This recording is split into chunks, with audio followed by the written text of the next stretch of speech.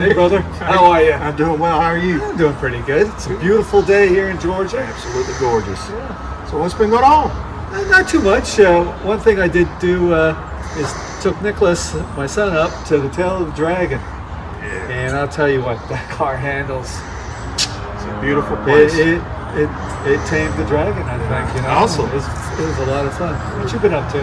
Well, we took the 70 down, found a local tuner. Cool. They found a lot of issues. We corrected those issues, and the car is now sorted 100%. I can attest to that because we just got back from a nice ride, and it's sweet. Yeah. So that's done. I'm happy, and then also we've done some other things here lately. Yeah, you've been up to something, haven't you? Yeah, we got rid of something and bought something. Yeah. I don't know. Pan over there, maybe y'all can guess. Leave some comments.